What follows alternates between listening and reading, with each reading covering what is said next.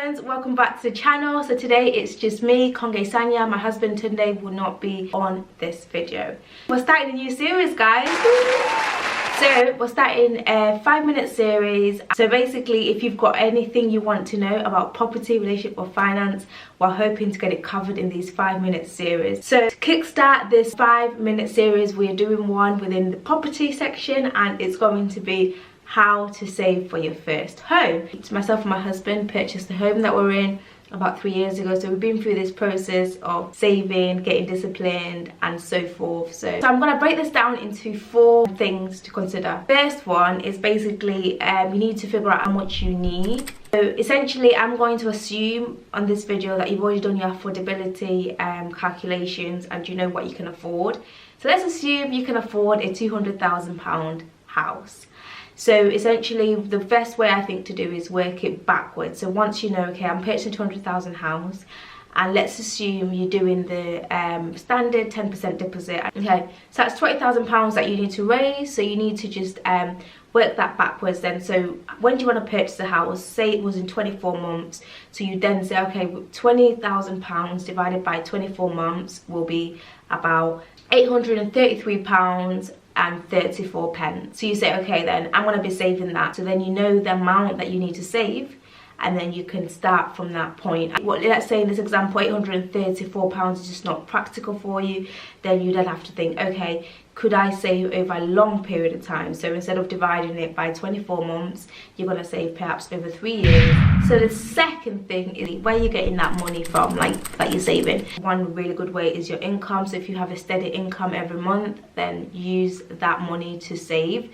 And then of course, side hustles. So after considering your usual sort of salary, let's say, or whatever income streams you have, and you've put all your income together and it's still not adding up to how much you really need to save, then the next thing that I think is really good for saving is figure out where you can make cutbacks. So essentially, it's like while you're saving up for your house, like, do you need to actually travel? So for instance, when we were saving up for our house, in that host time frame of 20 months, we only went on 1 holiday, and that was right at the very end. So whatever it is, as you will know what you spend your money on at the moment, so just figuring out how can you reduce that, and that way you could have more money to then save, so you're keeping up with the figure that you've set yourself to save. So number 3, I highly recommend this, and this is setting up an extra bank account. You could have a look at some of the best savings accounts, or you could literally just ring up your bank and say, what's the best savings account you've got for me? Please could you open a savings account for me? And it's that easy, and it's free in most cases. So what you can then do is, once you've set up your savings account, set up a direct debit to have money flowing straight from your, when you get paid, into there. I highly recommend doing it on the day that you get paid. So as soon as you get paid, send that money directly to that savings account.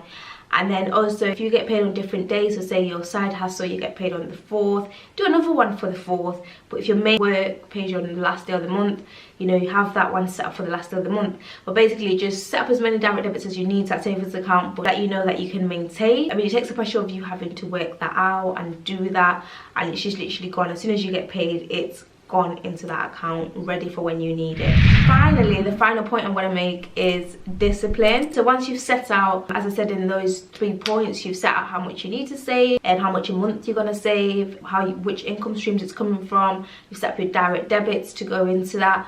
I think the last thing is just to keep disciplined. So be disciplined with the cutbacks that you've made, be disciplined with the making that extra income from your side hustles, be disciplined in actually ensuring that you've got a steady income coming in if possible, and just be disciplined in actually not touching that money. I think that's the key. I know you can see, especially as it starts to build up, you'll be like, oh wow, I've got £4,000 and I've got £10,000 in there, and it's easy to get tempted, but just be extremely disciplined and don't dip into that money, because you know what it's for your house. Unless you're buying your house, you need to leave it there if you can. Also, in line with discipline, I highly recommend getting yourself on Rightmove in the UK or whatever property websites they are in your country. So basically, to keep your dream alive, you can see what you're aspiring for. If you've put your house on a vision board, if you look at your vision board, basically just literally keep that dream alive. Look at Pinterest, keep yourself inspired, and that will help you stay disciplined, because you can say, actually, as much as I want to touch my savings, I really want my house look like the way it looks on Pinterest, so I really want to get this house, so I really want my house to be like this, and that will keep you focused. So you need to keep your dream alive, and I recommend making sure you have something physical, visual to actually help you, because it's not the easiest thing,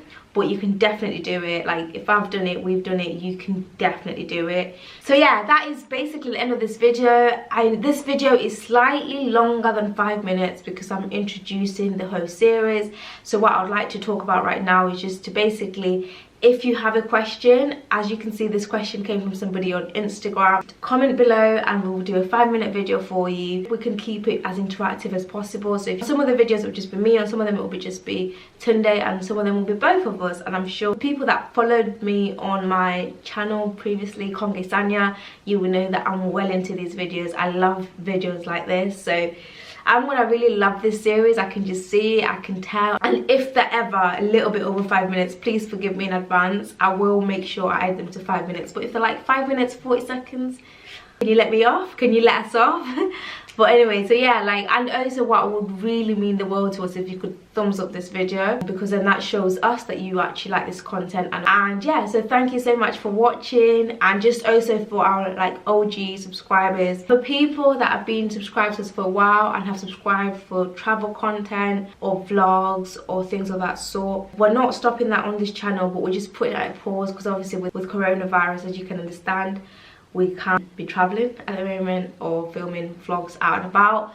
So we thought it would be a great opportunity to do these sit down videos, and I hope you like them. So yeah, let me know what you think, and we shall speak to you in our next video. Bye.